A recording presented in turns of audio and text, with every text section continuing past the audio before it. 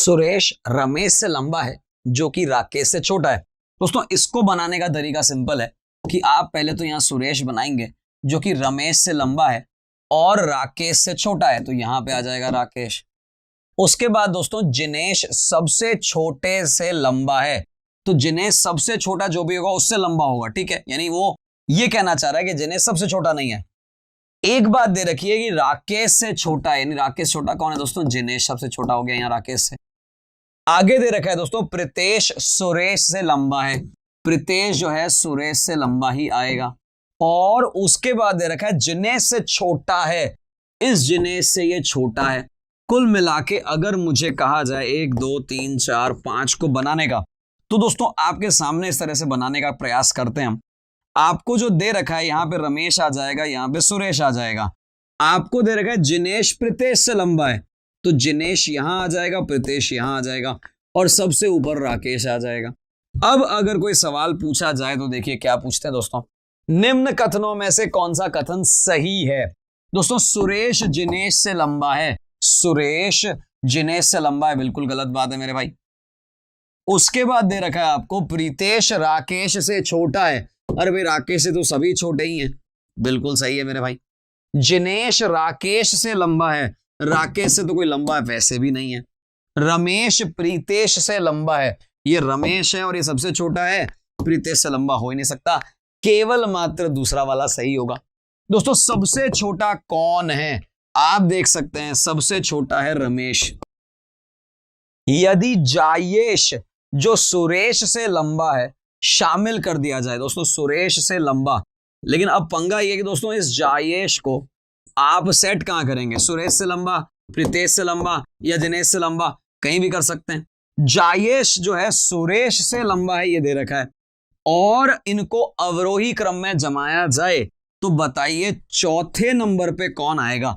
अरे भाई ये राकेश जिनेश प्रीतेश और जायेश, इनके बीच में ही कहीं होगा, पीछे के दो फिक्स है क्योंकि ये सुरेश और रमेश में कोई चेंज नहीं हुआ। जायेश कितना लंबा है, हो सकता है राकेश से भी लंबा हो, इसके बारे में कोई इंफॉर्मेशन दे नहीं रखी, तो निर्धारित नहीं किया जा सकता कि प्रीतेश चौथे नंबर पे आएगा या जायेश चौथे नंबर पे आएगा। ये हमने देखो दोस्तों एक सवाल देखा, एक पुरुष की ओर संकेत करते हुए महिला ने कहा, महिला कुछ कह रही है, ये कह रही है कि ये मेरे पति, महिला के पति ये रहे, की पत्नी, महिला के पति की पत्नी वो स्वयं होगी, की पुत्री, ये देखिए सब पुत्री आ गई, उसका भाई है, ये जो पर्सन है, ये जो जिसकी ओर संकेत किया गया है, यह मेरे पति के पत्नी के पुत्री का भाई है, तो ये माताजी हो गई, ये पुत्र हो गया। पूछा क्या है दोस्तों, औरत उस पुरुष की क्या है, औरत उस पुरुष की मां है, क्या है, नहीं मां है, ये इसका उत्तर हो जाएगा। लीजिए दोस्तों अगले प्रश्न की ओर लिए चलता हूं, ध्यान से देखिएगा दोस्तों। सदाबहार नदियां ज्यादातर हिमालय से निकलती हैं, बात तो बिल्कुल सही है कि जो सदाबहार नदियां हैं वो ज्यादातर हिमालय से ही निकलती हैं, इसमें कोई डाउट ही नहीं है हमें।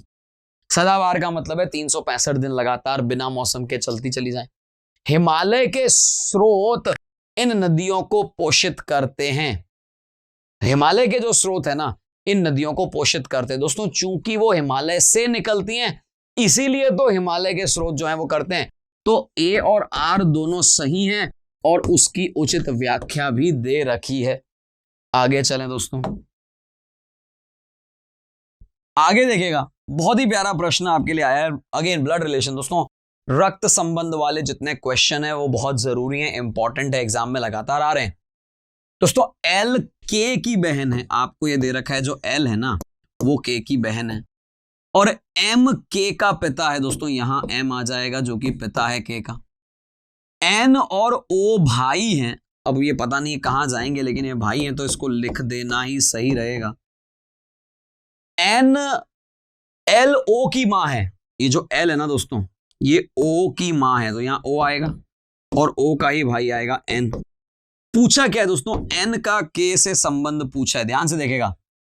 अगर मुझे कुछ और पूछा होता, इसका विपरीत पूछा होता कि के का एन से क्या संबंध है, के एन से कैसे संबंधित है, तो दोस्तों मैं निर्धारित नहीं कर सकता था क्योंकि के का जेंडर यानी कि लिंग हमें मालूम नहीं दे रखा। लेकिन हमसे पूछा है कि एन का के से क्या रिश्ता है, एन की मम्मी का भाई हो या बहन, एन तो क्या होगा दोस्तों, एन चूंकि पुरुष है, भतीजा, भांजा, नेफ्यू इंग्लिश में कहते हैं उसे, यानी भतीजा या भांजा हो जाएगा। यही मेरा उत्तर आएगा। अगले प्रश्न पे लिए चलते हैं दोस्तों। आप देख सकते हैं पक्षी के लिए पंख हैं, उसके उड़ने में सहायक है, उसको गति देने में सहायक है पक्षी को कौन, पंख। आपसे पूछा है मछली के लिए क्या होगा, अरे भाई मछली के लिए गलफड़ा, तो उसको सांस लेने में सहायक होगा, सर आगे की तरफ होता है लेकिन उसका गति से कोई लेना देना नहीं है। मीन पंख दोस्तों इंग्लिश में फिन्स कहते हैं, जो उसे आगे की तरफ लेके चलता है। यही मेरा उत्तर हो जाएगा। आगे लिए चलते हैं दोस्तों एक और प्यारे से प्रश्न की तरफ। ध्यान से देखिएगा, बहुत ध्यान से आपको समझना पड़ेगा दोस्तों। आपको दे रखा है कि ADGJ और उसके बाद CFIL और इस तरह से कुछ ना कुछ कनेक्शन है। मुझे जो कनेक्शन समझ आ रहा है वो मैं शेयर करता हूं आप लोगों के साथ। A के बाद B को छोड़ के C के बाद D को छोड़ के E, यानी E के बाद F को छोड़ के आना चाहिए G। जरा देखिए किसी की G से शुरुआत हो रही है क्या, बताइए। क्या ये बहुत मुश्किल था, इतना ही सिंपल था, एक आंसर आ गया। मैं अगर एग्जाम में होता तो अगले प्रश्न की ओर ही चला जाता। चूंकि अभी हम प्रैक्टिस कर रहे हैं, अभ्यास कर रहे हैं, तो मेरा ऐसा सोचना है कि क्या पता एक बार और अच्छे से समझ लें, कोई और से क्रॉस चेक कर लें। डी के बाद ABCD, DEF GHIJ, आप देख सकते हैं सेकंड नंबर पे जे भी केवल इसी में ही है। यही हमारा उत्तर होता। चलिए दोस्तों अगले प्रश्न की ओर। अगला प्रश्न क्या कह रहा है दोस्तों, ज्ञान कोई कौशल नहीं है, यह सीखने और अनुभव करने की प्रक्रिया है। ये कथन में दे रखा है, बस आप इसको पढ़ लें, समझ लें कि ज्ञान कोई कौशल नहीं है, स्किल नहीं है, नॉलेज जो है सीखने और अनुभव करने की प्रक्रिया है। अनपढ़ वे नहीं है जो पढ़ लिख नहीं सकते, अनपढ़ उन्हें नहीं कह रहे जो पढ़ नहीं लिख सकते, वो है जो सीख ही नहीं सकते। भाई सीख नहीं सकते तो पढ़ लिख अपने आप ही नहीं सकते। दोस्तों वे जो पढ़ लिख नहीं सकते अनपढ़ हैं, गलत बात है ना, अनपढ़ तो वे है ही नहीं जो पढ़ लिख नहीं सकते, उल्टा कैसे कह सकते हो, रॉन्ग हो गया। ज्ञान और कौशल दो अलग अलग चीजें हैं, ज्ञान कोई कौशल नहीं है, बिल्कुल ज्ञान और कौशल अलग अलग चीजें हैं। चूंकि वो अलग अलग है, केवल दूसरा निष्कर्ष सही है। अगला प्रश्न देखिएगा, मुझे जो दे रखा है वो मैं एक बार नोट कर लूं भाई। मुझे दे रखा है टेबल का कोड क्या है, टेबल का कोड दोस्तों RYZJC। कैसे आया ये पता लगाने का प्रयास करते हैं दोस्तों। R के बाद S छोड़ के T आ रहा है, Y के बाद Z छोड़ के A आ रहा है, Z के बाद A छोड़ के B आ रहा है, JKLEFECDE। ऐसा समझ आता है मुझे कि कोड बनाना है, -2 कर दीजिए, बस कुछ नहीं करना है। और मैं ये कई बार बता चुका हूं कि मुझे अभी चेयर का कोड नहीं निकालना है, जो दे रखे हैं उनमें से सही कौन सा है बस वही निकालना है। तो जरा एक बार समझें और सोचें। C से शुरू है मेरे पास क्वेश्चन, तो दोस्तों C से एक छोड़ के B और B से एक छोड़ के A आएगा, यानी शुरुआत में A आएगा, F या Z तो आ ही नहीं सकता, शुरुआत में तो A आएगा ही आएगा। R के पहले Q आता है और Q से छोड़ के P आता है, Q तो लास्ट में आ ही नहीं सकता, काम ही खत्म हो गया। भाई PQR एक छोड़ना भी तो पड़ेगा, हर जगह एक छोड़ा गया है, तो Q से तो डायरेक्ट ही R आ जाएगा, काम ही खत्म हो गया, नहीं आ सकता। एक एक प्रश्न को बहुत ध्यान से देखिएगा दोस्तों, ये सारे प्रश्न पिछले पेपर्स में आ चुके हैं, यानी आगे इसी तरह का पैटर्न रहेगा। देखिएगा दोस्तों, आपको दे रखा है कि B जो है वो C का भाई है और D जो है वो B की बहन है। ये देखिए साहब बहन है। F E की बहन है जो C का पुत्र है, तो C का पुत्र कौन हो गया, E हो गया। ध्यान से देखिएगा, F E की बहन है और E C का पुत्र है, तो E पुत्र है ना, F तो बहन है तो पुत्र तो वैसे ही नहीं हो सकती, और इसकी यहां पे बहन आ गई। देखिए साहब K C का पति है, अभी तक तो C का जेंडर नहीं मालूम था, लेकिन जैसे ही हमने कहा K C का पति है यानी C पत्नी है, पत्नी यानी फीमेल है, यानी कि महिला है। अब आपसे पूछा क्या है, D का F से संबंध क्या है। D का F से दोस्तों D है और F है, D की बहन का बेटा, ये D की बहन का बेटा है, मतलब D क्या है दोस्तों, मौसी होगी। ऑप्शन में देखिए जरा, ऑप्शन में तो मौसी दे ही नहीं रखा है, नहीं दे रखा है, मुझे लगता है यहां शायद मौसी होना चाहिए था। वो क्या होता है, अंग्रेजी में आंटी होता है, तो इंग्लिश में चाची, मौसी, मामी कुछ भी कह सकते हैं, बुआ भी कह सकते हैं। कंफर्म तो नहीं कह सकता, आंसर कंफर्म है मौसी आएगा। इनमें से कौन सा वाला मौसी ऑप्शन है मुझे नहीं पता, नजदीक मामी लगा इसलिए मुझे लगा कि शायद ये होगा, लेकिन वह जब होगा जब उत्तर में मौसी लिखा मिलेगा। आगे लिए चलते हैं दोस्तों।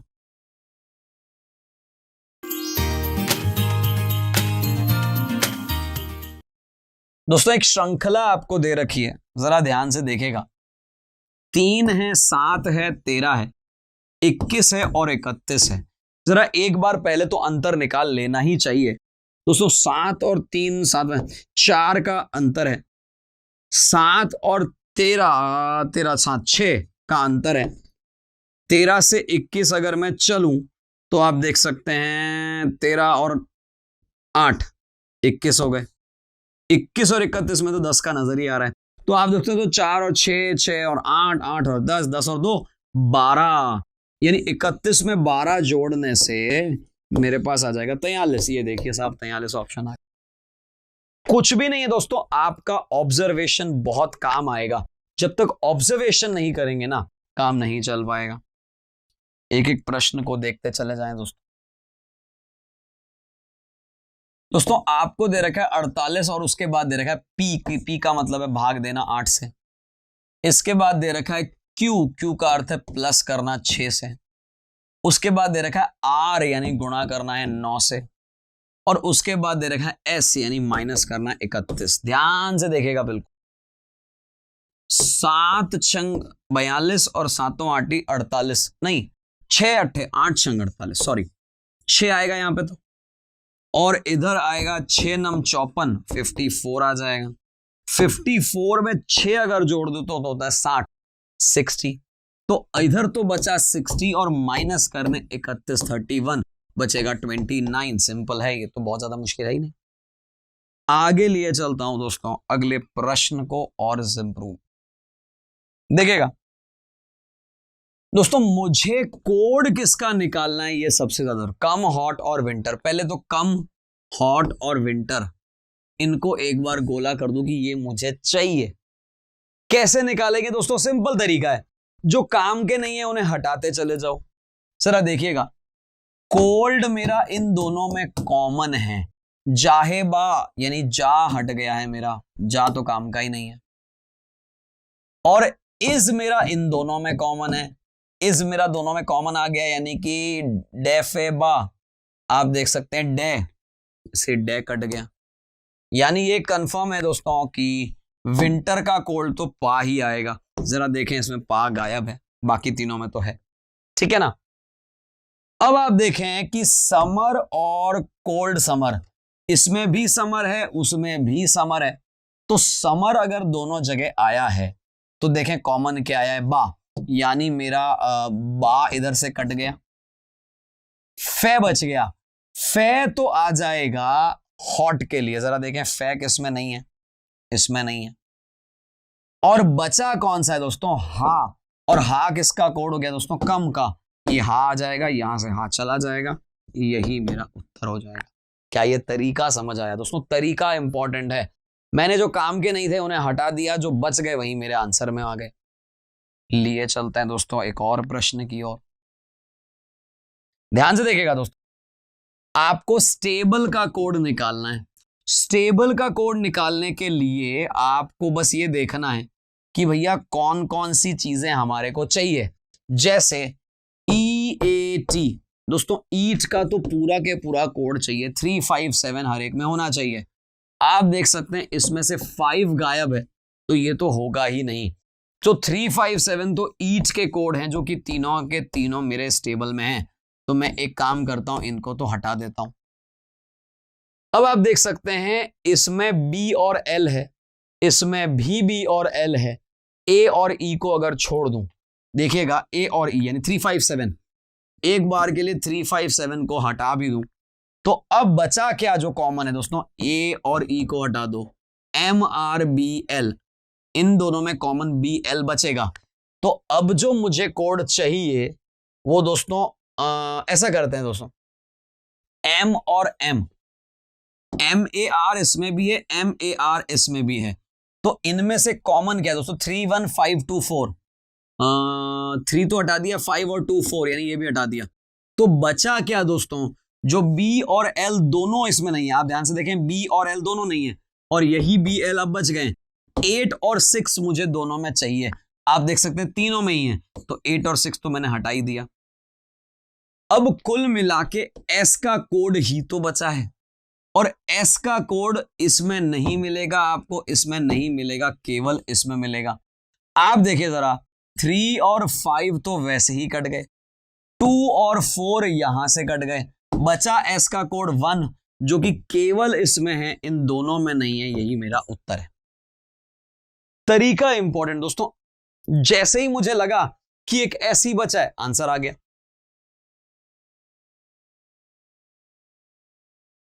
दोस्तों अर्थपूर्ण शब्द बनाने के लिए अव्यवस्थित अक्षरों को पुनर्व्यवस्थित करना है। इस तरह के प्रश्नों में अनेकों बार कह चुका हूं, पहले अंग्रेजी इंप्रूव करिए, फिर जनरल नॉलेज, सामान्य ज्ञान और अंग्रेजी दोनों इंप्रूव हो गई तो यह क्वेश्चन आसान है, अगर नहीं तो यह क्वेश्चन छोड़ना ही है अपने को। मजे की बात यह है दोस्तों, यहां पे शायद आसान करने के लिए आप यूं कि यूं उल्टा पढ़ लीजिए, जैस्मीन, JASMIN, जैस्मीन एक तरह का फ्लावर यानी कि फूल है, पुष्प है। मैरीगोल्ड ये भी एक तरह का फूल है, पुष्प है।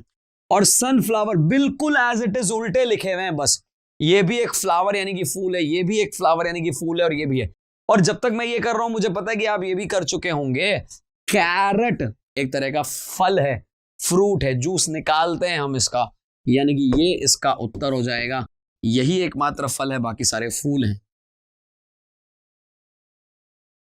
हमारे देश में प्राकृतिक संसाधनों में से हो रही कमी चिंता का प्रमुख कारण है। दोस्तों बिल्कुल सही है, प्राकृतिक जो संसाधन है, नेचुरल रिसोर्सेज कम हो रहे हैं, और बड़े पैमाने पर जब तक अक्षय ऊर्जा स्रोतों का विकास नहीं होता है, जनसंख्या में जो वृद्धि हो रही है वो एक बोझ की तरह पड़ जाएगी और जीवन की गुणवत्ता कम हो जाएगी। आप ये देख सकते हैं, जीवन की गुणवत्ता कम हो जाएगी।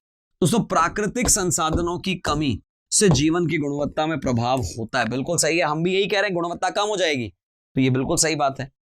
जनसंख्या वृद्धि से निपटने के लिए अक्षय ऊर्जा का दोस्तों ये भी बिल्कुल सही है कि वृद्धि से निपटने के लिए जो है अक्षय सोर्स को, तो अक्षय ऊर्जा स्रोतों की तो जरूरत पड़ेगी पड़ेगी, दोनों ही सही है हमारे। अधिकांश लोग जो है दोस्तों कार्यालय जाने के लिए अपनी कार का प्रयोग करते हैं, बिल्कुल ठीक है, आजकल यही हो गया है। सड़क पर वाहनों की संख्या दिन ब दिन बढ़ती जा रही है, तो इसी कारण से क्या हो रहा है, ट्रैफिक जाम भी बढ़ा रहा है, और लगातार बढ़ते हुए वायु प्रदूषण का योगदान भी दे रहा है। मतलब आप जितनी ज्यादा कारें होंगी, ट्रैफिक भी खराब करेगा, और साथ साथ में बढ़ते वायु प्रदूषण भी होंगे। नतीजतन क्या हो रहा है दोस्तों, श्वास संबंधी समस्याओं में वृद्धि हो रही है। इसलिए लोगों को क्या है कि या तो वो सार्वजनिक परिवहन का प्रयोग कर लें या फिर कार पूलिंग कर लें। कार पूलिंग क्या है, अरे भाई मैं भी ऑफिस जा रहा हूं, तुम भी ऑफिस जा रहे हो, दो अलग अलग कार को क्यों लेके जाए, आज मेरी और कल तेरी ले जाएंगे। कौन सी अवस्था दिए गए सर्वाधिक उपयुक्त है, देखिएगा, लोग दिन ब दिन अमीर होते जा रहे हैं और कार ज्यादा आ रही है। अरे भाई अमीर होने की बात कहां आ गई है, कैसे कह सकते हैं अमीरी का ही कारण दोस्तों, लोग EMI पे भी लेते हैं अगर पैसा नहीं होता है तो। लोग कार से अब शॉपिंग मॉल के बारे में तो कहीं दे ही नहीं रखा है, तो ये कैसे सही हो सकता है, जरा सोचिए।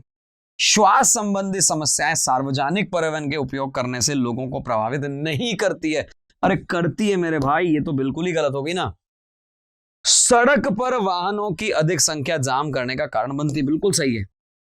सड़क पर जब बहुत ज्यादा ट्रैफिक हो जाएगा तो ट्रैफिक को जाम करेगा। यहां आप सोच रहे होंगे कि सार्वजनिक परिवहन की बात कर रही है। अरे हां, मान लिया सार्वजनिक परिवहन प्रदूषण कम कर सकता है, श्वास की तकलीफ कम हो ऐसा हो सकता है, नहीं करेगा ऐसा तो बिल्कुल पॉसिबल नहीं है, थोड़ा बहुत तो करेगा ही करेगा। तो इसका आंसर डी हो जाएगा दोस्तों। एक और प्रश्न आया है दोस्तों आपके सामने, 15 के बाद देखा है डिवाइड, डिवाइड का अर्थ है प्लस यानी 25 हो जाएगा। इसके बाद लिखा है प्लस जिसका मतलब है भाग यानी 5 हो जाएगा। उसके बाद पुनः भाग लिखा है यानी प्लस हो जाएगा 2, और माइनस का मतलब है गुणा 15। जरा इसको निकालने का प्रयास करें दोस्तों। 25 को 5 से भाग करने के बाद 5 आएगा, इधर 15 दूनी हो जाएंगे 30, इधर 15 और 5 हो जाएंगे 20, और जब 20 और 30 को मैं जोड़ने का प्रयास करता हूं तो आता है 50। मैं देख पा रहा हूं कहीं ना कहीं कुछ गड़बड़ है। मेरा उत्तर तो 50 है, एक बार आप दोहरा चेक कर लें, हो सकता है इसके जो हल दे रखा है किताब में वहां देख लें। मेरा तो उत्तर दोस्तों 50 ही आएगा। आगे लिए चलता हूं दोस्तों अगले प्रश्न की ओर। इस बार भी कुछ इसी तरह का प्रयास है दोस्तों। एक और प्रश्न ऐसा अभी हमने कुछ देर पहले किया था, वहां स्टेबल का पूरा कोड निकालना था, यहां टीजर में से केवल एस निकालना है, केवल एस निकालना है। बाकी वालों को एक बार चेक कर लें। TEAER जरा देखें दोस्तों, TEAER आपको नजर आ रहा होगा, TEAER ये यहां पे सारे के सारे अवेलेबल हैं। एस का कोड निकालना है, एस को छोड़ के तो बाकी सब आ ही गए। तो आप देख सकते हैं दोस्तों 74365 74365 बचा कोड कौन सा दोस्तों? एस का 8 ही बचा, यही एकमात्र उत्तर हो जाएगा। चलो दोस्तों अगले प्रश्न पे आ गए हम लोग। 200 बच्चों में से 20 केवल आकाशगंगा, दोस्तों केवल आकाशगंगा का मतलब है आकाशगंगा यहां और 20 यहां। 25 केवल सितारे देखना चाह रहे हैं दोस्तों, केवल सितारे 25। 30 केवल ग्रह देखना चाह रहे हैं दोस्तों, केवल ग्रह वाले 30 हो गए। 50 दोस्तों सितारे ग्रह और चांद, ये तो अगला ही प्रश्न आ गया। देखें जरा इसको कैसे करेंगे। तो हम एक काम करते हैं, इसी को बनाना है तो इसको ऐसे बना लेते हैं।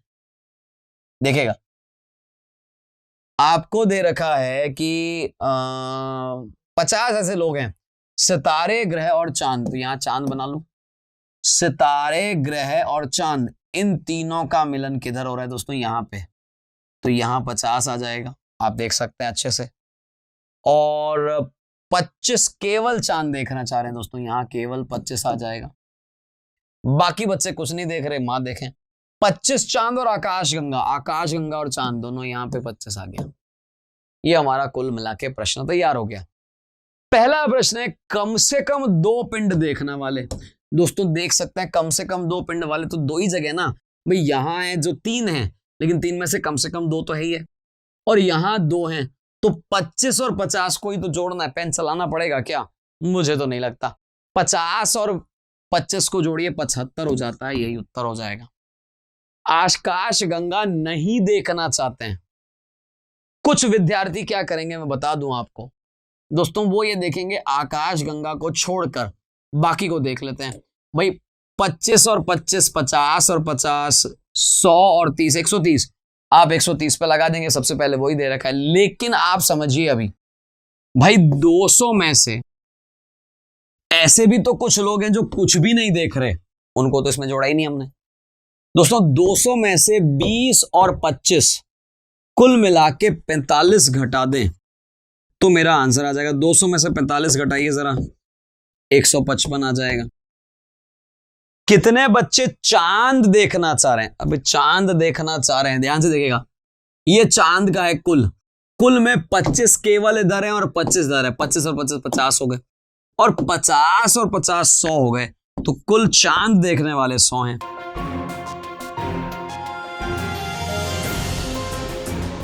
दोस्तों आपको God is fair, who is God और यू आर गॉड का कोड दे रखा है, आपको बताना है इसका कोड क्या है। अगर आप मेरी बात समझ पा रहे हैं दोस्तों, केवल मात्र सबसे पहले आपका ध्यान इस पर जाना चाहिए। अगर आप समझते हैं, मैं ऐसा समझ पाया हूं दोस्तों, यहां पे एक तो इज गॉड और यहां पे इज गॉड कॉमन है, शायद आपको भी नजर आ रहा होगा। और उसके ज्यादा एक अगर बात देखें तो गॉड तीनों में कॉमन है दोस्तों, पहले दूसरे तीनों में कॉमन है गॉड। तो तीनों में अगर गॉड कॉमन है तो आप देख पा रहे हैं फा भी कॉमन है, तो दोस्तों फा तो गॉड के लिए होगा, ये कंफर्म हो गया है मुझे। अब अगर फा गॉड के लिए है तो जरा एक बात चेक करें, इन दोनों में फा के अलावा यानी कि गॉड के अलावा क्या कॉमन है? दोस्तों यहां भी इज है, यहां भी इज है, यहां भी जीई है, यहां भी जीई है, तो इज का कोड जीई हो जाएगा। किस प्रकार से हमें यह करना होता है दोस्तों, आपको देखना होता है कि दो में कॉमन क्या है और कॉमन से ही हम आंसर निकाल पाते हैं। मैंने सीधा देखा कि इज का प्रश्न पूछा गया है, इज का अगर प्रश्न पूछा गया है तो मैंने ये चेक करा कि भैया इज कहां कहां है। जब मैंने देखा पहले और दूसरे वाले में इज है लेकिन इज के साथ गॉड भी है, तो इज के साथ गॉड भी है तो पहले गॉड को भगाओ। गॉड को जिंदगी से नहीं भगाना है, इसका कोड को भगाना है। तो गॉड जब हमने देखा तीनों में था तो गॉड का कोड फा आ गया, गॉड का कोड फा आ गया तो हमने देखा बचा जो कोड होगा वही तो इसका होगा। अच्छे से मैंने प्रयास किया आपको समझाने का, नहीं समझ में अगर आया हो एक छोटा सा विनती है, वापस से रिवाइंड करिए, वापस से एक बार देखिए। इससे आसान तरीका, इससे फास्ट तरीका नहीं मिलने वाला है। लीजिए चलते हैं दोस्तों अगले प्रश्न की तरफ। ये बड़ा ही प्यारे प्रश्न होते हैं, मुझे बहुत अच्छे लगते हैं। सीधा लिए चलता हूं दोस्तों। आपको कहा है 75 पक्षी प्रेमियों में से 15 जो हैं केवल सनबर्ड देखना चाहते हैं। दोस्तों ये ऐसे कुछ बनेगा कि 15 लिखेंगे और सनबर्ड का स लिखेंगे। 10 केवल फ्लाई कैचर देखना चाहते हैं। तो दोस्तों केवल फ्लाई कैचर के लिए एक बार तो इधर भी फ्लाई कैचर बना देता हूं जहां केवल 10 आ जाएंगे। दोस्तों 12 ऐसे हैं जो सनबर्ड और नट हैच दोनों देखना चाहते हैं। दोस्तों 12 ऐसे लोग होंगे जो सनबर्ड और जिसका दूसरा नाम दे रखा है नट हैच देखना चाहते हैं। दोस्तों 15 केवल बी ईटर देखना चाहते हैं। दोस्तों 15 केवल ऐसे हैं जो बी ईटर देखना चाहते हैं। 13 ऐसे हैं जो सनबर्ड और नट हैच देखना चाहते हैं। 13 सनबर्ड और बी ईटर। दोस्तों सनबर्ड और बी ईटर आप देख पा रहे हैं इन दोनों के बीच में, तो इन दोनों के बीच में कितने हैं, केवल 13 इधर आ जाएंगे सनबर्ड और बी ईटर के बीच में।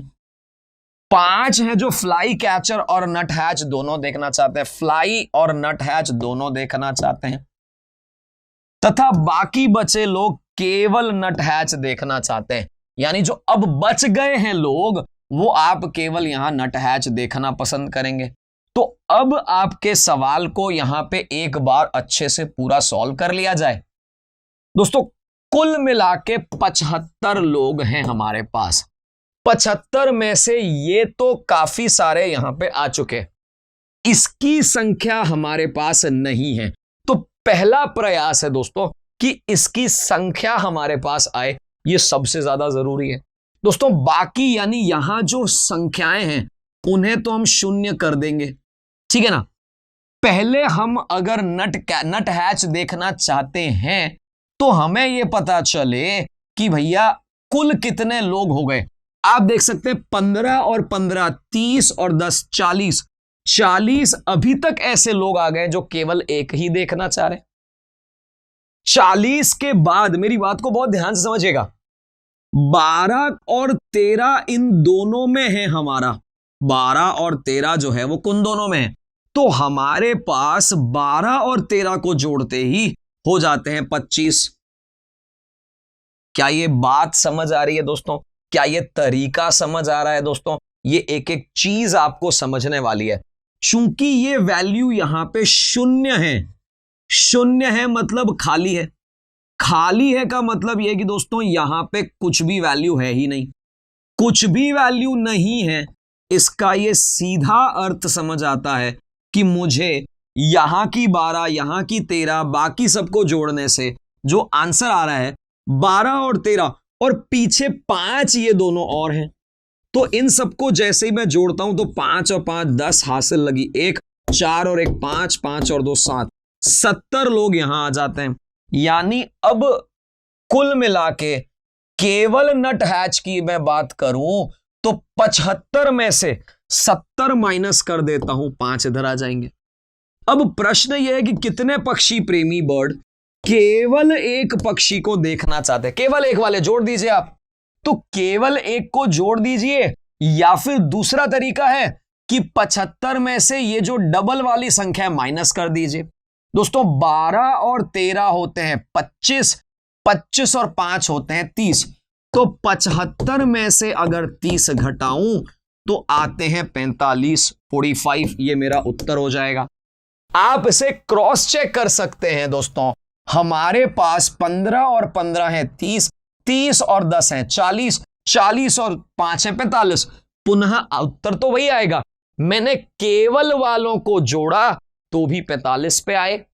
मैंने 75 में से डबल को माइनस कर दिया फिर भी 45 आए। दोस्तों नट हैच पसंद करने वाले और बीटर पसंद करने वाले पक्षी प्रेमी, केवल शब्द नहीं आया है इस बार।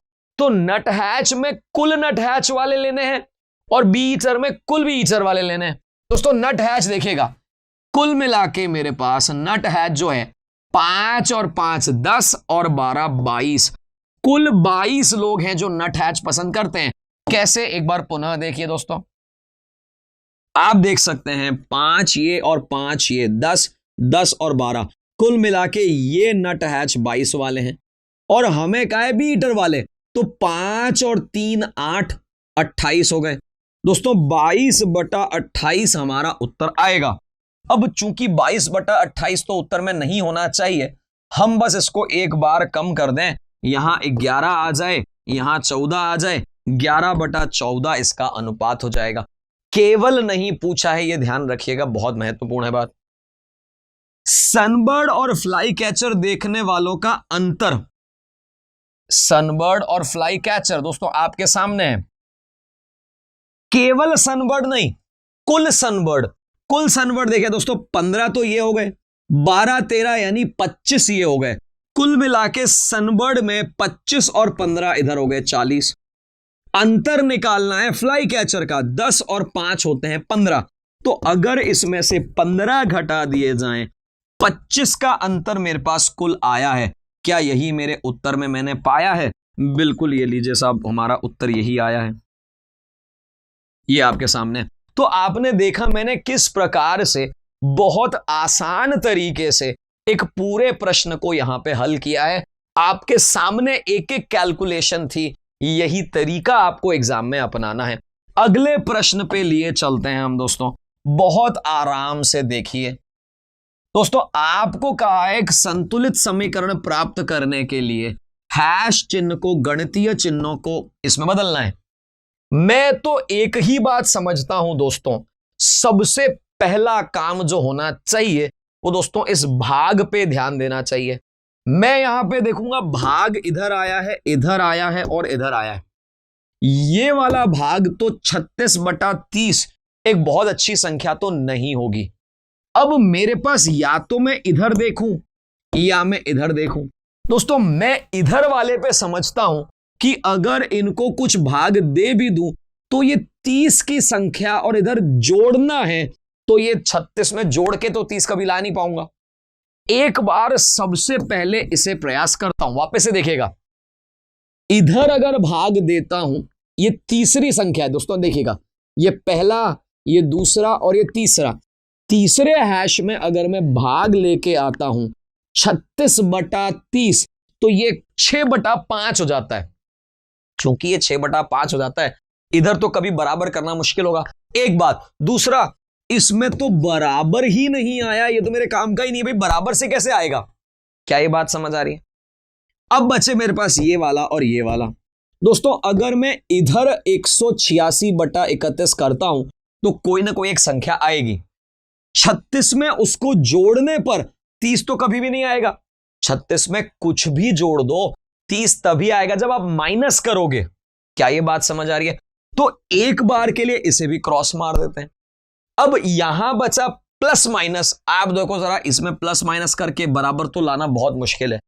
सीधा इसका प्रयास करता हूं। अब आपने देखा हमने किया क्या, 4 विकल्प जो दे रखे हैं उनमें सीधा मत कूद पड़ो, पहले दिमाग लगा लो, रीजनिंग लगा दो। गणित से पहले रीजनिंग लगा लो कि इनमें से कौन से मेरे काम ही नहीं आने वाले हैं। जो काम आने वाले हैं उसी पे दिमाग लगाओ। मेरे कहने का मतलब समझना, यहां भाग दे रखा है दोस्तों 186/31 इधर आ जाएगा, इधर इक्वल टू लगा के 36 माइनस का 30 लगा देते हैं। आप अगर देखें 30 इंटू 6 होता है 180, 31 है तो और 6 जोड़ लो, 31 इंटू 6 हो जाएगा 186। क्या ये बात समझ आ गई? और इधर 36 में से 30 गए, फिर से 6 बचे, 6 बराबर 6, यानी ये हो गया सही। तो ऐसा नहीं है कि मैं यहां पे तुक्के से डी को कर रहा हूं, मैंने पहले रीजनिंग तर्क शक्ति लगा के बाकियों को हटाया, तो मुझे लगा ये आंसर आना चाहिए, फटाफट आंसर आ गया। यहां तो चूंकि आपको समझाना था, जब आप स्वयं एग्जाम में करेंगे तो फटाफट समझ जाएंगे कि कौन सा हटाना और कौन सा करना है। अगला प्रश्न देखिएगा दोस्तों, एक महिला की ओर संकेत करते हुए मैंने कहा, ये मैं हूं दोस्तों, कि उसके भाई का एकमात्र पुत्र, देखिएगा ये महिला है, महिला के भाई का एकमात्र पुत्र मेरी पत्नी का भाई है। यहां एक मेरी पत्नी है और ये पत्नी का भाई है, ध्यान से देखिएगा, मेरी पत्नी का भाई है उस महिला के भाई का पुत्र, यानी कि महिला किस प्रकार से संबंधित है, तो आप देख सकते हैं दोस्तों, मेरी पत्नी का भाई मेरा साला हो गया, मेरे साले का पिता मेरा ससुर यानी कि फादर इन लॉ हो गया, और ये उसकी बहन है यानी ससुर की बहन, ऐसा हम कह सकते हैं। इतना स्पष्ट दे रखा है, उतना ही स्पष्ट मैंने समझा रखा है। नहीं समझ में आया तो एक बार और देख लीजिए। एक महिला की ओर संकेत करते हुए मैंने कहा कि उसके भाई, महिला के भाई का एकमात्र पुत्र, ये जो पुत्र है ना, ये मेरी पत्नी का भाई है, मेरी पत्नी का भाई यानी मेरा साला, मेरे साले का पिता यानी ससुर, ससुर की बहन की बात हम कर रहे हैं। कितना मुश्किल था ये, बहुत मुश्किल तो नहीं लगा मुझे। लिए चलते हैं अगले प्रश्न पे दोस्तों। निश्चित कोड वर्ड दे रखा है आपको और कहा है कि भैया आपको अर्थ निकालना है। तो आपको कहा है कि गुड क्या दर्शाता है, गुड के लिए कोड क्या होगा। आप देख सकते हैं दोस्तों 329 है यू आर बैड के लिए, 419 है हमारा बैड इज गुड के लिए, और 195 195 है नथिंग इज गुड के लिए।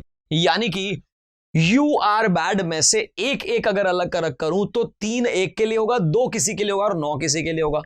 ठीक उसी प्रकार से बैड इज गुड में एक 4 होगा, एक 1 होगा और एक 9 होगा।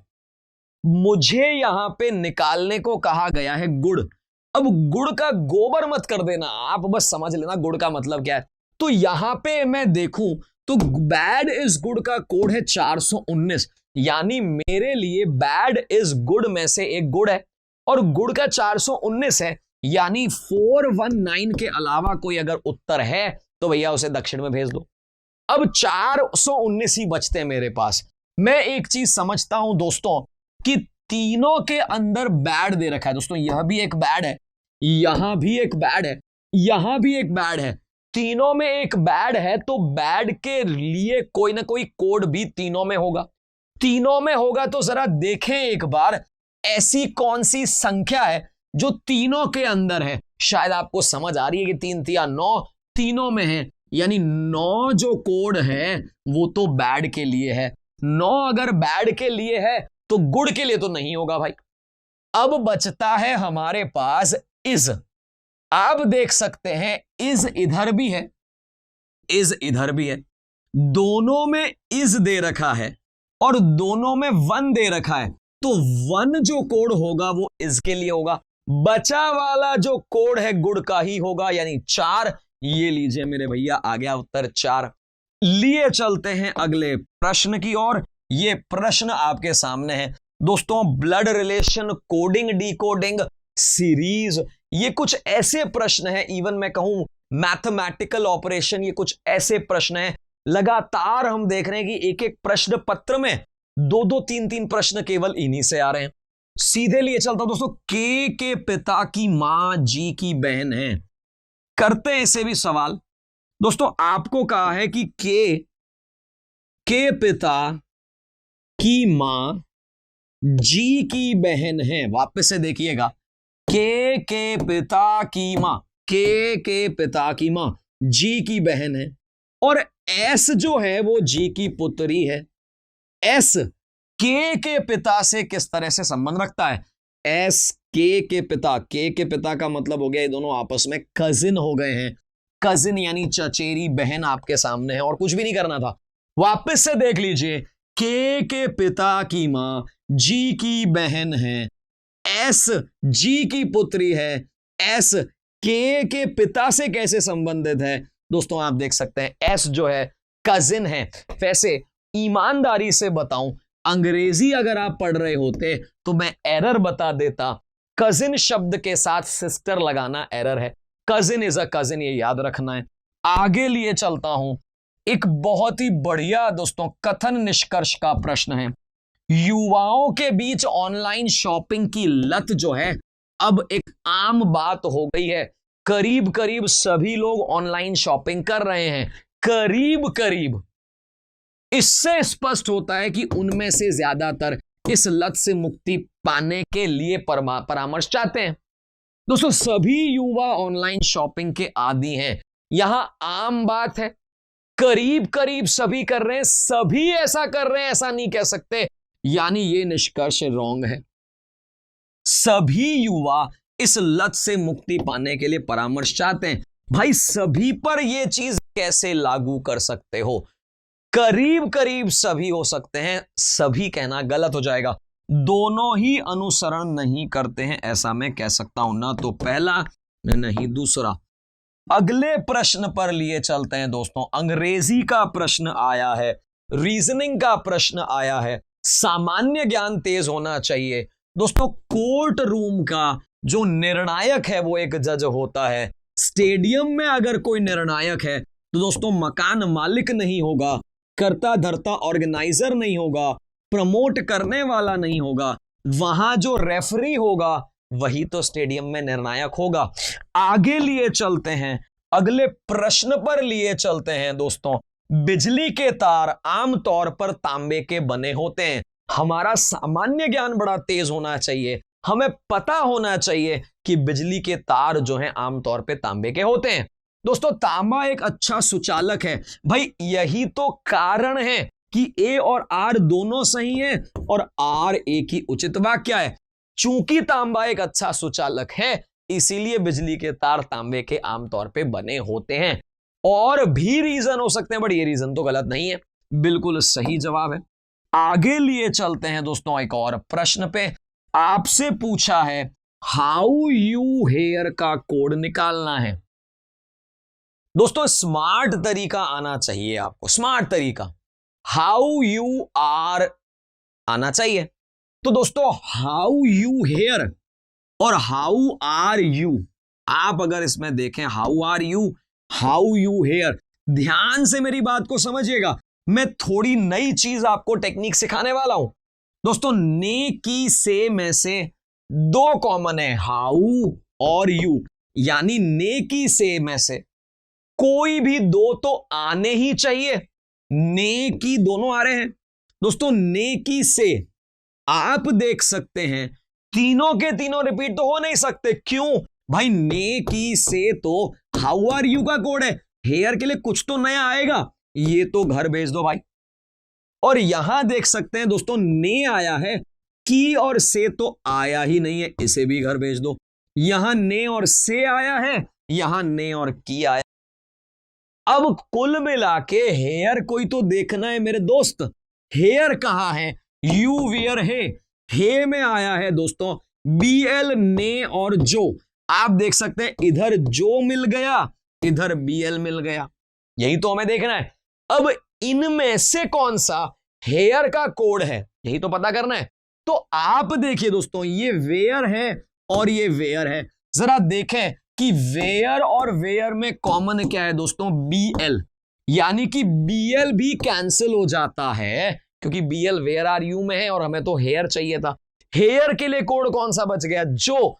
तो लो उत्तर भी आ गया मेरा। आपको यह तरीका समझना है किस प्रकार से फटाफट से आप हटा सकते हैं, एलिमिनेशन कर सकते हैं।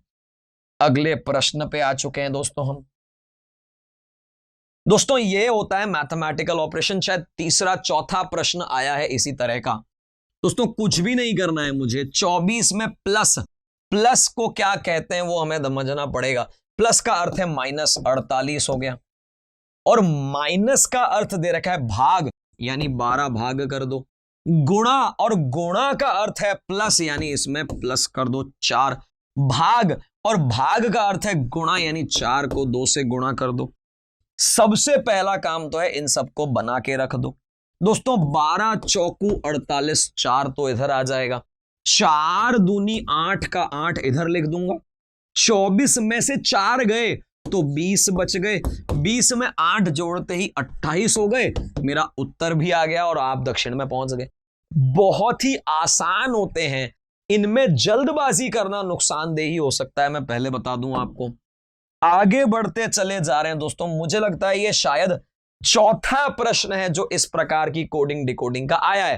कोई दिक्कत नहीं है दोस्तों, मजा आ रहा है मुझे तो एक एक प्रश्न को हल करवाते हुए। दोस्तों आपको कहा है कि कम का कौन सा अंक होगा, पहले देखो कम कहां आया दोस्तों, you come here, you come here का कोड क्या है दोस्तों, 783, 783, तो 9 तो मेरे उत्तर में नहीं आएगा, ये तो क्लियर हो गया। 783 में से यू कम हेयर दोस्तों, यू, तो यू का कोड तो 3 2 4 में से है, तो यू के लिए तो आ जाएगा 3, क्यों, क्योंकि यू कम हेयर में और यू आर ऑल राइट में यू कॉमन है, यू कॉमन है तो इधर 3 कॉमन है, तो 3 भी मेरा उत्तर नहीं होगा। अब बच गया सिर्फ इतना, we are at home, we are at home में होम का कोड आ जाएगा, आखिरी जो वी आर एट होम दे रखा है उसमें होम का कोड आ जाएगा। 9271 आप समझ सकते हैं दोस्तों, 7 होम का कोड होगा, बच गया जो मेरा कोड वो कम का ही कोड होगा। मैं तो इतना फास्ट करता हूं, मैं कोशिश ही नहीं करता कि इसके लिए पेन चलाऊं, कॉपी में लिखूं, बहुत ज्यादा लंबा प्रोसेस हो जाएगा दोस्तों। एक प्रश्न के लिए कृपया पेन ना चलाएं, दिमाग चलाएं, यही कहना चाहूंगा दोस्तों। आगे बढ़ते बढ़ते दोस्तों आ गया है हमारा एक ऐसा प्रश्न जिसे अल्फा न्यूमेरिक सीरीज कहते हैं। इतनी आसान सीरीज है, देखते ही समझ आ रहा है, FGHIJ JK KLMNOOP QRST, यानी यू से शुरू होगा, मेरे सारे ही यू से शुरू हो रहे हैं। यू के बाद वी को छोड़ के डब्लू, तो यू के बाद डब्लू किस में आया है, खत्म ही हो गई बात। डब्लू के बाद एक्स छोड़ के वाई, और आंसर आ गया मेरे भाई। आपको समझना है जो पैटर्न दिया है वो पैटर्न को फॉलो करना आवश्यक है। आगे चलते हैं दोस्तों, बड़ा ही प्यारा प्रश्न आया है, इसे मैं कहता हूं पजल, और मेरा सबसे पसंदीदा टॉपिक भी यही है दोस्तों। भूरी, नीली, काली, वॉयलेट सभी 7 रंग की बॉटल आपको बाएं से दाएं, यानी कुल मिला के 7 रंग की बॉटल हैं। ध्यान से देखिएगा करने का तरीका, 3 4 5 6 7 हमने यहां बना लिए। किसी प्रकार की जल्दबाजी करना नुकसानदेह हो सकता है, जल्दबाजी ना करिएगा। सफेद और पर्पल, पर्पल यहां पे दे रखा है, बॉटल किसी भी छोर पर नहीं है, यहां पे लिख देता हूं दोस्तों, सफेद और पर्पल जो है ये छोर पे, कॉर्नर पे नहीं है, कॉर्नर लिख दिया। भूरी बोतल वायलट बोतल के तुरंत दाएं और सफेद बोतल के तुरंत बाएं है, यानी कि आप देख सकते हैं वायलट बोतल के दाएं, आप देख सकते हैं वायलट बोतल के दाएं भूरी, और सफेद बोतल के बिल्कुल बाएं, यानी सफेद के बाएं वायलट के दाएं भूरी बोतल आ रही है। सफेद, वायलट और भूरी केंद्र में नहीं है, सफेद कॉर्नर में नहीं है, और इन तीनों में से कोई भी केंद्र पे नहीं है। बात समझना, इस केंद्र पे इन तीनों में से कोई भी नहीं आए, ऐसा कैसे संभव है आप सोचिए जरा। सफेद कॉर्नर पे नहीं है, सफेद अगर इधर लाऊंगा तो वायलट आएगा, सफेद इधर लाऊंगा तो भूरी आएगा, सफेद इधर आ नहीं सकता। एकमात्र तरीका सफेद, भूरी और वायलट इधर ही आएगा, ये काम मेरे आ गया। क्या ये बात तरीका समझ आया दोस्तों? काली बोतल पर्पल के तुरंत बाएं है, पर्पल इधर नहीं आ सकती, पर्पल या तो इधर आ जाए तो बाएं में काली आ जाए, पर्पल इधर आ जाए तो काली इधर आ जाए। तो मैं एक काम करके रखता हूं, पर्पल और काली लिख के रखता हूं। नीली बोतल ना तो अंतिम से पहले वाली बोतल है, नहीं किसी छोर पे है। मेरी बात को समझिएगा, नीली बोतल यहां नहीं आ सकती छोर पे, और यहां नहीं आ सकती। यहां अगर नीली लाते हैं तो पर्पल काली आ नहीं सकती, यानी नीली बोतल इधर है, पर्पल और काली इधर है, क्योंकि पर्पल कॉर्नर पे नहीं आ सकती। बची कौन सी है दोस्तों? इंडिगो, वो इधर आ गई। मेरा प्रश्न हल हो गया। आप चाहे जो अब आप काम करें, आपको कहे दोस्तों पंक्ति के बीच में कौन सी बोतल है, आप देख सकते हैं पंक्ति के बीचों बीच नीली वाली बोतल है। कौन सा कथन सही है दोस्तों? इंडिगो बोतल पर्पल के तुरंत बाएं है, पर्पल के दाएं हैं, बाएं नहीं है। नीली बोतल पर्पल के तुरंत दाएं है, नीली पर्पल के दाएं तो बिल्कुल भी नहीं है मेरे भाई। भूरी और काली के बीच कम से कम 5 है, भूरी और काली के बीच तो केवल 2 ही हैं। मुझे लगता है चौथा ही सही होगा, फिर भी देख लीजिए। काली नीली के तुरंत दाएं हैं, नीली के तुरंत दाएं हैं, बिल्कुल सही है साहब। तो आपने देखा कितना प्यारा सा आसानी से करने वाला प्रश्न था ये। दाएं और बाएं छोर की बोतलें, दाएं और बाएं, दाएं यानी इंडिगो और वायलट। आप देखें जरा, इंडिगो और वायलट मेरा उत्तर आ गया। तो बताइए जरा, क्या ये बहुत मुश्किल था? मैं तो नहीं मानता। जो दे रखा था लिखते चले गए, उत्तर आता चला गया। आगे बढ़ते हैं दोस्तों अगले प्रश्न की ओर। यहां तो कहना पड़ेगा, जो लाइन हर बार कहनी पड़ती है मुझे, भैया पहले तो अंग्रेजी आनी चाहिए, उसके बाद जीके यानी सामान्य ज्ञान आना चाहिए, तो रीजनिंग बनेगी भाई। आपको पता होना चाहिए कि इससे शब्द बन रहा है माउस। यहां सीधा के सीधा उल्टा लिख दो तो बनता है मॉनिटर, इसको अगर उल्टा लिख दो तो बनता है प्रिंटर, और इसको अगर उल्टा लिख दो तो बनता है वेटर। तो दोस्तों माउस चूहा होता है लेकिन कंप्यूटर में भी लगता है, मॉनिटर भी कंप्यूटर में लगता है, और प्रिंटर भी कंप्यूटर में लगता है। जरा बताओ वेटर कौन सा कंप्यूटर में लगता है? वो तो खाना खिलाता है हमें होटल में। आगे लिए चलता हूं, एक एक प्रश्न पे बात कर रहा हूं दोस्तों। आपको दे रखा है साइट यानी दृष्टि का एक दोष है नाइट ब्लाइंडनेस, स्पीच यानी भाषण का एक दोष है स्टटर, स्टटर का मतलब होता है हकलाना। बोलना दोष नहीं है, कहना दोष नहीं है, लेक्चर दोष नहीं है, स्टटर यानी हकलाना जो है वो एक दोष है, वही मेरा उत्तर है। आगे लिए चलता हूं एक और बढ़िया प्रश्न की तरफ। वस्तुओं और सेवा की कीमतों का निर्धारण मांग और आपूर्ति द्वारा तय होता है। बिल्कुल सही है दोस्तों, मांग बढ़ जाएगी तो डेफिनेटली प्राइस बढ़ जाएगी वस्तुओं का और सेवाओं का, कीमत बढ़ जाएगा। अगर मांग कम हो जाएगी तो फिर सेवा की कीमत भी कम हो जाएगी। जब खरीदार ज्यादा हैं कीमतें बढ़ जाएंगी, यानी मांग बढ़ गई। विक्रेता ज्यादा है यानी सप्लाई बढ़ गई है, कीमतें घट जाएंगी। दोस्तों पहला कह रहा है कीमतों का निर्धारण खरीदार विक्रेता तय करते, बिल्कुल सही है। खरीदार और विक्रेता के संख्या, मौके पर कीमत निर्धारण बाजार द्वारा होता है दोस्तों, बिल्कुल ये बाजार की तो बात की है। खरीदार ज्यादा है कीमतें बढ़ गई, बेचने वाले ज्यादा हैं कीमतें घट गई। इसका उत्तर हो जाएगा दोनों ही अनुसरण करते हैं। लीजिए दोस्तों अगले प्रश्न पे, बहुत ही प्यारा और एक सिंपल सा प्रश्न मैं देख पा रहा हूं, आप भी देख पा रहे होंगे। दोस्तों जब ये बड़ी संख्या आ जाए तो समझ लेना चाहिए शायद इसमें सीरीज के मध्य एक और सीरीज चल रही होगी। दोस्तों ऐसा मैं समझता हूं, 3 का स्क्वायर, 4 का स्क्वायर, 6 का स्क्वायर, 9 का स्क्वायर, स्क्वायर चल रहे हैं ऐसा मैं समझ पा रहा हूं। 3 का 4 का यानी 1 से जोड़ के, 4 का और 6 का 2 जोड़ के, 6 का 9 का 3 जोड़ के, यानी 3 मतलब 1 2 3 4 ऐसे जोड़ रहे हैं। लेकिन हमें चाहिए ये दोस्तों 4 और 2 6, 6 और 3 9 और 4 13, 13 तो यहां नहीं है मेरे भाई, तो 13 क्या ऑप्शन में नहीं है? जरा चेक करें, ये रहा हमारा ऑप्शन 13 उत्तर आ रहा है। ये नहीं आता तो कुछ और दिमाग लगाते हैं।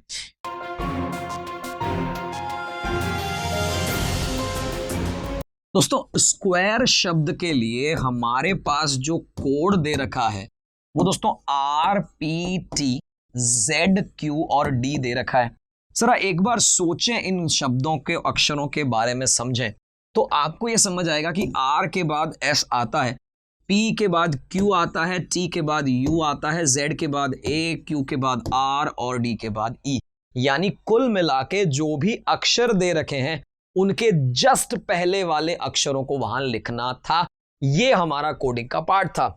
तो अगर इस बात को लेके चलूं तो मुझे जो रेक्टेंगल का कोड निकालना है, मैं पुनः बता दूं, कई बार बता चुका हूं कि मैं रेक्टेंगल का कोड नहीं निकालूंगा। मैं सिर्फ इतना सा एक काम करूंगा कि रेक्टेंगल के लिए दिए गए विकल्पों में से उत्तर कौन होगा यही निकालूंगा। दिए गए विकल्पों में से आप देख सकते हैं, समझ सकते हैं कि शुरुआत में सभी के Q दे रखा है तो दिमाग ना लगाया जाए, आखिरी में E दे रखा है और E से जस्ट पहले जो है दोस्तों D आता है। मैं समझ सकता हूं, आप समझ गए होंगे इन दोनों को क्यों कट किया। दोस्तों आखिरी में M दे रखा है, F दे रखा है, E से पहले तो आता ही नहीं है वो। अब इन दोनों में से मुझे सिर्फ वहां अपना ध्यान लगाना है जो अंतर दे रखा है दोनों के बीच। दोस्तों आप देख सकते हैं यहां दूसरे नंबर पे S है, यहां दूसरे नंबर पे D है। दोस्तों E से पहले D आता है, S कभी भी नहीं आता है। ये लीजिए, बताइए जरा, क्या ये बहुत मुश्किल प्रश्न था? क्या हमें पूरे रेक्टेंगल का कोड निकालना था? दोस्तों एग्जाम में ये करना ही नहीं होता है, आपको सिर्फ इतना ही ध्यान देना होता है कि जो दे रखे हैं उनमें से ही एक उत्तर होगा। अगला प्रश्न आ गया है दोस्तों, समझाने के लिए आपको कि हमारे पास एक रॉकेट नाम का शब्द है जिसका कोड दे रखा है CEROKT। अब मुझे बड़ा अजीब लग रहा है, लेकिन देखने से ये क्लियर पता चल रहा है, स्पष्ट पता चल रहा है कि भैया इन्हीं अक्षरों को घुमा फिरा के लिख दिया गया है। घुमा फिरा के लिख दिया गया है तो कौन कहां गया, बस ये तो देखना है। दोस्तों मैं समझता हूं मेरा जो R है ना वो तीसरे नंबर पे चला गया है। आप देख सकते हैं पहला, दूसरा, तीसरा, यानी हर्डल का जो H है ना वो तीसरे नंबर पे जाना चाहिए, चौथे पे तो बिल्कुल भी नहीं जाना चाहिए। इसके अलावा अगर मैं देखूं तो दोस्तों चौथा जो अक्षर है वो यहां पे पांचवे पे शिफ्ट हो गया। जो चौथा है वो पांचवे पे चला गया। चौथे नंबर पे दोस्तों है D। तो मैं ये देख पा रहा हूं D जो है पांचवे पे, इसमें तो बिल्कुल भी नहीं है, इसमें भी नहीं है, पीछे से दूसरा, आगे से पांचवा, यही उत्तर आया। आप सोच रहे होंगे कि भैया T का T नहीं लेके, कुछ और नहीं लेके, क्यों ये चौथे अक्षर पे सर का दिमाग गया? अरे भाई सर का दिमाग खराब नहीं हुआ है, सर का दिमाग जो है वो चला गया था ऑप्शन को देखते के लिए। ऑप्शन में मैंने देखा पीछे से दूसरा, पीछे से दूसरा और पीछे से दूसरा अलग अलग है। तीनों को जल्दी करने का एक ही तरीका है, वहीं पे एक बार नजर मार ली जाए जो तीनों में अलग आ रहा है। मैंने ये देखा कि ये के आया कहां से है, यहां से। यहां से जो चौथा है पीछे से दूसरा है, यहां से जो चौथा है पीछे से दूसरा है। बताइए क्या ये मुश्किल था? दोस्तों स्मार्टफोन रख लिया है, दिमाग भी स्मार्ट हो जाए तो भैया आप बन जाएंगे लाजवाब। अगले प्रश्न पे लिए चलते हैं आपको दोस्तों। ये आया है ब्लड रिलेशन, रक्त संबंध का एक प्रश्न लिए चलता हूं दोस्तों। सारा की मां रमा है जो राहुल की बहन है। दोस्तों ये सारा है, इसकी मां रमा है और रामा राहुल की बहन है। ये राहुल है, ये रमा है, ये सारा है। प्लस माइनस लगा देना दोस्तों, प्लस लगाते हैं हम पुरुष के लिए और माइनस लगाते हैं स्त्री के लिए। सुनील का पिता राहुल है दोस्तों, सुनील का पिता राहुल है तो सुनील यहां है। जिसका भाई, जिसका मतलब किसका, राहुल का भाई ततिया है तो जिसका, सुनील का पिता राहुल है, जिसका भाई मुझे लगता है जिसका यहां पे राहुल के लिए आया होगा लेकिन चूंकि यहां एक खड़ी पाई लगा दी है, इसका अर्थ है सुनील का भाई ततिया है। तो दोस्तों यहां आ गया ततिया। और ततिया का सारा से क्या रिश्ता है? अगर ये खड़ी पाई नहीं आती तो ये राहुल का भाई बन जाता। चूंकि खड़ी पाई आ गई है इसलिए सुनील का भाई है। इसी कारण से सारा और ततिया जो हैं चचेरे ममेरे भाई बहन लग रहे हैं, चचेरा ममेरा भाई, यानी इसका उत्तर हो जाएगा ये वाला। आगे लिए चलते हैं दोस्तों अगले प्रश्न की तरफ। पुनः एक ऐसा सवाल जिसे हम कह सकते हैं रक्त संबंध, ब्लड रिलेशन का प्रश्न है। जगह कर लेते हैं पहले आराम से। दोस्तों U और B क्रमशः G और M की पुत्रियां हैं, यानी कि U और B क्रमशः G और M की पुत्रियां हैं, यानी इधर माइनस माइनस है ये मालूम है, बाकी के बारे में नहीं मालूम है। L G और M की मां है, यानी इन दोनों का आपस में कनेक्शन है, और L दोनों की मां है, ये दे रखा है। S U की बहन है, S जो है वो U की बहन है, ये आपको दे रखा है। L की केवल 2 पुत्रियां हैं, तो M का S से क्या संबंध है? केवल 2 पुत्रियां हैं, यानी ये हो गई दोनों पुत्रियां। अब बताइए कि M का S से क्या रिलेशन है दोस्तों? M के बहन की पुत्री M हो गई मासी, तो यहां पे मौसी दे रखा है, यहां पे ये लीजिए साहब मौसी। तो आपने ये समझ लिया, हमने बहुत ही आसान तरीके से इस प्रश्न को हल किया। एग्जाम में इतना ही आसान करना है क्योंकि इस पे एक ही तो प्रश्न है, बहुत ज्यादा दिमाग लगाने से कुछ नहीं होगा। आगे लिए चलते हैं अगले प्रश्न की ओर।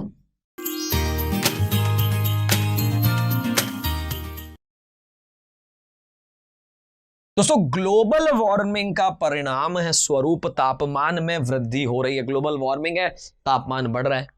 पिघलते ग्लेशियर जल स्तर की वृद्धि का कारण बनेंगे जो तटीय क्षेत्रों को प्रभावित करेगी। दोस्तों ग्लोबल वार्मिंग का एकमात्र प्रभाव ग्लेशियरों पर पिघलता है। दोस्तों एकमात्र प्रभाव कैसे कह सकते हैं बताइए? भाई ये होता है, ये एक प्रभाव है, और भी अन्य प्रभाव हो सकते हैं। ग्लोबल वार्मिंग तटीय क्षेत्रों में रहने वाले लोगों को प्रभावित करेगा। अरे भाई यही तो कह रहे हैं कि ग्लोबल वार्मिंग होगी तो ग्लेशियर पिघलेंगे, ग्लेशियर पिघलेंगे तो तटीय क्षेत्रों को प्रभावित करेंगे ही, यानी केवल द्वितीय निष्कर्ष जो है वो सही है। लिए चलते हैं अगले प्रश्न की ओर। एक और प्रश्न आपके सामने है दोस्तों, देखें क्या कहना चाह रहे हैं हम दोस्तों। लिख देता हूं ISRT। भैया एक काम करते हैं, लिखने से बढ़िया है समझाने के लिए इसको थोड़ा जूम कर देते हैं। चीजों को समझिएगा दोस्तों। R के बाद S और S के बाद T, T के बाद U, U के बाद V और V के बाद W, W के बाद X, X के बाद Y, Y के बाद Z। आप समझ सकते हैं Z के बाद A के बाद B और B के बाद C। बताइए BAC यही है जो हमारे सामने है। बहुत ज्यादा मुश्किल तो नहीं लग रहा मुझे। एक एक प्रश्न को किस तरीके से आसान किया जा सकता है वही मैं बता रहा हूं दोस्तों। हो सकता है हल कुछ और दे रखा हो आपके किताब में, लेकिन उत्तर यही आएगा। हो सकता है ये आसान हल हो। किताब बहुत बढ़िया है, इसमें कोई शक नहीं है दोस्तों।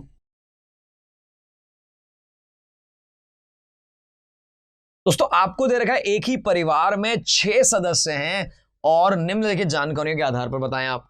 दोस्तों K और L सबसे वरिष्ठ दंपत्ति हैं, ये मैं यहां लिख देता हूं क्योंकि सबसे ऊपर यही आएंगे। दोस्तों O और P बैंकर की संतान हैं। अब यहां पे कहां लगाएंगे नहीं कह सकते, तो O और P जो यहां लिख देता हूं और ऊपर की तरफ बैंकर लगा देता हूं, ठीक है ना।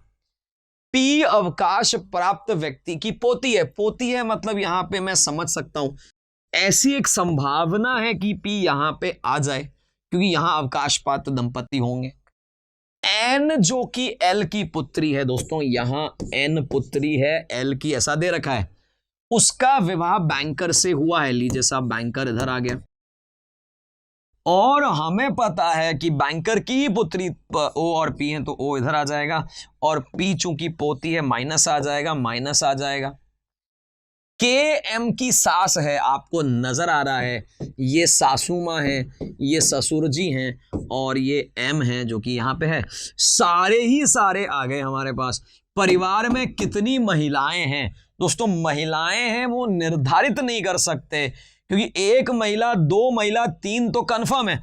ओ का बारे में पता नहीं है, क्योंकि ओ और पी संतान दे रखा है, पुरुष है या स्त्री है नहीं पता, निर्धारित नहीं किया जा सकता। निम्न में से किस व्यक्ति के बारे में निश्चित रूप से नहीं कहा जा सकता है कि पुरुष है या महिला? ओ के बारे में नहीं कहा जा सकता है कि पुरुष है कि महिला। आखिरी प्रश्न कह रहा है बैंकर कौन है दोस्तों? बैंकर कहो या भयंकर कहो, एम है हमारा बैंकर, ये आपको दे रखा है। तो बस यही तो हमें पूछा था। बहुत ज्यादा मुश्किल तो मैं इस पजल को नहीं कहूंगा। लिए चलता हूं अगले प्रश्न की ओर।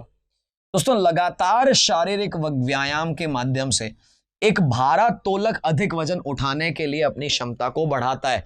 लगातार व्यायाम करता है, भारोत्तोलक होता है, वो अपनी क्षमता को बढ़ाता है। इसी तरह लगातार सांस लेने के व्यायाम के माध्यम से प्राचीन ऋषि असाधारण मानसिक योग्यता प्राप्त कर लेते थे। तो व्यायाम करने वाला व्यायाम करता है जिससे कि उसकी क्षमता बढ़ती है। सांस का व्यायाम अगर करते हैं तो मानसिक शक्ति भी बढ़ती है। लगातार मानसिक शक्ति का व्यायाम अधिक वजन उठाने का, उल्टी बातें कैसे कहें दोस्तों? ये व्यायाम की बात है, शारीरिक व्यायाम। ये सांस लेने का व्यायाम है, ये बिल्कुल गलत हो जाएगा। शारीरिक व्यायाम केवल शरीर के लिए, मस्तिष्क के लिए नहीं है, ऐसा नहीं कह सकते। दोनों ही निष्कर्ष गलत हैं, ऐसा मैं कह सकता हूं। आगे चलते हैं दोस्तों अगले प्रश्न की ओर, ध्यान से देखिएगा दोस्तों। 3 के बाद 12 और 12 के बाद सीधा 39 और फिर 120। बड़ा ही टेढ़ा सवाल लग रहा है, फिर भी एक बार प्रयास करते हैं दोस्तों। 3 के साथ अगर मैं 12 की बात करूं तो 3 × 4 करते ही 12 होता है दोस्तों। वैसे तो मैं देख पा रहा हूं कि 3 को 4 से गुना करने के बाद 12 आ जाएगा, लेकिन आगे ऐसी चीज नहीं चल पा रही है, तो इसको कुछ और दिमाग लगाया जाए दोस्तों। अगर ऐसा कहूं कि 3 और 1 4 और 4 × 3 करें तो 12 हो रहा है। 12 और 1 13, 13 × 3 करें तो 39 हो रहा है दोस्तों। 39 और 1 40, 40 × 3 करें तो 120 हो रहा है। अब 120 से 125 तो नहीं आएगा, ये कंफर्म है। मुझे लगता है कोई ना कोई यहां मिस्टेक होगी, प्रश्न कुछ ना कुछ गड़बड़ है, ऐसा मैं जरूर कह सकता हूं। क्योंकि नियमानुसार तो अपने को 121 को 3 से गुना करना था। 3 एकम 3 इधर आ जाता, 3 दूनी 6 आ जाता और 3 एकम 3 आ जाता। 363 आना चाहिए था, जो कि उत्तर में आया भी है। तो हो सकता है शायद ये गलती से ही आ चुका हो और मेरा उत्तर 363 हो, क्योंकि उत्तर में तो आया है। हमने कुछ नहीं किया, इसमें एक जोड़ा 3 से गुणा किया, इसमें एक जोड़ा 3 से गुणा किया, इसमें एक जोड़ा, इसमें भी एक ही जोड़ेंगे, एक जोड़ा तो 121 हो जाएंगे। शायद हो सकता है कई बार कुछ एरर रह जाती है किताबों में। ठीक है, अगले प्रश्न को देखते हैं हम लोग। तो ये जो प्रश्न है दोस्तों, मेरा ऐसा मानना है एग्जाम में एक प्रश्न कम से कम, एक प्रश्न का मतलब है 3 प्रश्न, कम से कम 3 प्रश्न तो हर एग्जाम में आ ही रहे हैं। इसकी अच्छे से प्रैक्टिस कर लीजिएगा। 200 विद्यार्थियों में से 20 के पास केवल लाल गुलाब गुब्बारे हैं। 20 के पास केवल लाल है दोस्तों, 20 और केवल लाल हो गए। 30 के पास केवल नीले हैं दोस्तों। एक काम करते हैं, इसको करने का तरीका यह है, 30 केवल नीले कर दिए अपन ने, 25 केवल काले कर दिए अपन ने, 15 के पास काले और हरे हैं दोस्तों। काले और हरे अपने को मिलाना पड़ेगा, तो अपन यहां पे 15 लिख देते हैं। इसके बाद देखिए दोस्तों, लाल और पीले, तो लाल के साथ पीले जुड़ेगा और उसके साथ 15 आ जाएगा इधर, और यहां पीले लिख देता हूं मैं। जो चीज लग सकती है सीधा लगा लें अपन। 40 के पास केवल हरे हैं, तो 40 केवल हरे वाले हो जाएंगे। 20 नीले और काले दोनों हैं, तो 20 ऐसे हो जाएंगे जिसमें नीले और काले आ जाएंगे दोस्तों। और आगे लिखा दोस्तों, 25 के पास केवल पीले हैं, तो 25 के पास केवल पीले आ जाएंगे दोस्तों, केवल पीले। 5 के पास लाल और काले हैं दोस्तों, यहां मैं लाल और काले को जोड़ देता हूं, 5 लिख देता हूं, और काले के पास 25 है, ऐसा मैं यहां लिख देता हूं। आगे देखें दोस्तों, 5 के पास लाल और काले और बाकी के पास कुछ भी नहीं है। चलिए, जो बातें दे रखी हैं उसको यहां पे लिखा है मैंने यहां लिखा है कि 20 के पास केवल लाल है, लाल और पीले वाले 15 हैं, केवल पीले वाले 25 हैं, लाल और काले वाले 5 हैं और काले के पास 25 हैं। काले और हरे के पास 15 थे, दे रखे हैं अपने को, काले और हरे के पास 15, आराम से देखिएगा दोस्तों। और नीले और काले के पास 20, यानी नीला काले से भी जुड़ेगा, अगर आप देखें तो नीला काले से भी जुड़ेगा, यानी यहां नीला आ जाएगा, और नीले तो हो जाएंगे 30, ये यहां से कट कर दिया, और 20 आ जाएंगे इन दोनों के बीच। काले और हरे के पास 15, ये देखिए काले और 15 के पास हरा, और हरा अकेला 40, ये हमारे पास कुल वैल्यू आ गई। आप देख सकते हैं सब एक दूसरे से जुदा हैं, कोई तकलीफ आएगी नहीं। आप अगर निकालना चाहें कि किसी के पास कोई गुब्बारा नहीं है तो निकाल सकते हैं, 200 में से इन सारी संख्याओं को माइनस कर दीजिए, उत्तर आ जाएगा। क्या यह तरीका समझ आ गया? मैंने जो जो दे रखा था वो यहां लिख दिया, और लिखने के बाद जैसे जैसे जुड़ता चला गया, काफिला जोड़ता चला गया, ठीक है ना। अभी इसको ऐसे ही रखता हूं, थोड़ा सा क्लियर तो नहीं बना है लेकिन एग्जाम में काम आ जाएगा मेरे। अभी एक एक करके प्रश्नों को देखते हैं, ठीक है ना। वहां 20 लिखा था, नीचे लिख देता हूं इसके 20। उन विद्यार्थियों का जिनके पास हरे गुब्बारे हैं, उनमें से उन विद्यार्थियों के पास जिनके पास लाल है, उसका अनुपात क्या होगा? हरे और लाल का अनुपात निकालना है, देखिएगा ध्यान से। हरे और लाल का दोस्तों, हरे वाले कितने हैं? 40 और 15 55। हरे वाले 40 तो ये हो गए और 15 ये हो गए, दिख रहा है आपको। लाल वाले दोस्तों 20 और 5 25 और 15 40। इसको जब भाग देते हैं तो ये 11 हो जाता है और ये 8 हो जाता है। क्या 11/8 कोई उत्तर है क्या? जरा देखें अपन ऑप्शन में। 8/11 है, एक बार चेक करें। हरे गुब्बारे हैं, उनमें से उन विद्यार्थियों के पास जिनके पास लाल हैं, इनका अनुपात क्या है? मेरा तो उत्तर 8/11 नहीं 11/8 है, क्योंकि हरे पहले आएंगे और उनमें से जो लाल वाले हैं, तो हरे वालों में से लाल का तो कोई ऑप्शन ही नहीं है। 8/11 कर रहा हूं, वैसे मेरा उत्तर अभी भी 11/8 है। एक बार चेक कर लें आप लोग भी। अगला प्रश्न देखते हैं दोस्तों। उन विद्यार्थियों की संख्या जिनके पास काले गुब्बारे नहीं हैं। दोस्तों काले गुब्बारे नहीं है मतलब काले जितने हैं उनमें से इसको माइनस कर देंगे 200 में से। काले देखिए कहां कहां है, ये पूरी संख्या काली वाली है। पूरी संख्या काली का मतलब देखिएगा 25 तो केवल काले वाले, इन दोनों के बीच में 20 है आप देख सकते हैं, इन दोनों के बीच में 5 है आप देख सकते हैं, और इन दोनों के बीच में 15 है आप देख सकते हैं। 15 और 5 20 और 20 और 20 40, 40 और 25 हो जाते हैं दोस्तों 65। 200 में से 65 अगर घटा दूं तो मेरे पास बचते हैं 135। ये उत्तर दे रखा है कि वो वाले लोग जिनके पास काले नहीं है। तो दोस्तों केवल काले वाले कुल हटा दिए, बाकी जो बचे वो उत्तर आ गया। कितने विद्यार्थियों के पास कम से कम 2 रंग के हैं? कम से कम 2 रंग। दोस्तों देखा, कम से कम 2 रंग बहुत आसान है। 15 वैल्यू इधर दे रखी है, 15 और 15 30, 30 और 20 50 और 5 55। देखिए जरा 55 कोई दे रखा है क्या? सोचिए जरा, क्या ये बहुत मुश्किल था? मैं तो नहीं मानता। क्यों? जो दे रखा है उसे सर्कल बना लो, बनाने के बाद उत्तर निकाल लो, उत्तर आ जाएगा। आगे लिए चलते हैं अगले प्रश्न की ओर। दोस्तों आपको दे रखा है 42 के बाद के, तो के का अर्थ दे रखा है माइनस। 1 के बाद दे रखा है आर, और आर का मतलब है भाग, भाग देना है 14 से। 14 के बाद क्यू यानी गुणा करना है 30 से, और 30 के बाद लिखा है पुनः आर, आर का मतलब भाग देना है दोस्तों 30 का 12 से, और 12 के बाद है पी, पी में यानी प्लस करना है 110। मुझे लगता है बहुत 12 के बाद एक क्यू दे रखा था, क्यू का मतलब है गुणा, यानी यहां गुणा करना है 28 और उसके बाद जोड़ना है 110। क्यू वाला मैं भूल गया था। जरा एक बार चेक करें, हम जल्दबाजी ना करें, वापस से देख लें। 42 के बाद के का माइनस हो गया, 1/14 हो गया, 14 के बाद गुणा कर लिया हमने 30, 30/12, 12 का गुणा, क्योंकि क्यू का गुणा है 28। आप देख सकते हैं 14 दूनी 28 आ गया, और दूनी का यहां 6 हो गया, 6 का यहां 5 हो गया, इधर कुल मिला के 5 ही रह गया मेरे पास।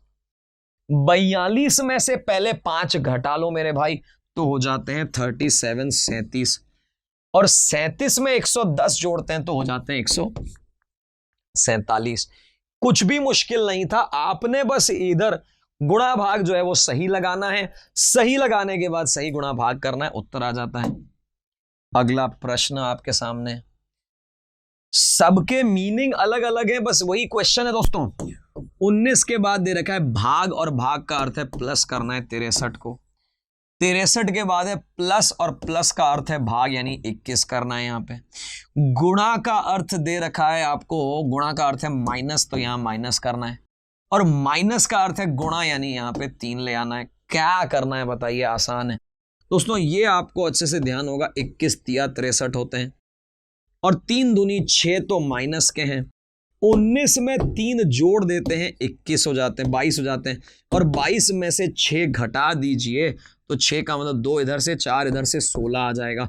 पुनः देख लें दोस्तों, मैंने पहले 21 को भाग दे दिया 3 से, 3 दूनी कर दिया 6, यहाँ पे 19 में 3 जोड़ते ही 22 हो गया, 22 में से 6 घटाते ही 16 आ गया। ये अपना प्रश्न हो गया। आगे बढ़ते हैं दोस्तों। पानी एक सार्वत्रिक विलायक है, बिल्कुल सही बात है, जुड़ जाता है सब। पानी किसी भी अन्य की तुलना में अधिक पदार्थ को विलयित कर सकता है। दोस्तों ये कारण है, इसीलिए तो वो सार्वत्रिक विलायक कहलाता है, यानी कि दोनों ही सही हैं और दोनों की व्याख्या भी उचित व्याख्या है। दे रखा है ना भाई, हर चीज में घुल जाता है, वही कह रहा है, और किसी भी तुलना के अधिक पदार्थ में घुल जाता है, सीधी सी बात है। आखिरी प्रश्न आ गया है दोस्तों, ट्री का कोड निकालना है मुझे। इसका कोड स्मार्ट तरीके से निकालेंगे हम। पहले ये देखेंगे ट्री कहां कहां है। दोस्तों ट्रीज यहां पे है और ट्रीज यहां पे है, ये दोनों में ट्रीज है। जरा देखें इनमें कॉमन क्या है। दोस्तों 746 है यहाँ पे, 419 है यहाँ पे। 746 और 419 में कॉमन क्या है? 4। बताओ, बहुत ज्यादा मुश्किल था क्या? इतने ही आसान प्रश्न आपके एग्जाम में आने वाले हैं। अच्छी तैयारी करें, एनटीपीसी की पिछले वर्षों के पेपर को देखें। आज की सभा यहीं समाप्त करते हैं, फिर मिलेंगे अगले पेपर पे, अगले वीडियो में। धन्यवाद है आप सभी का। Please like, share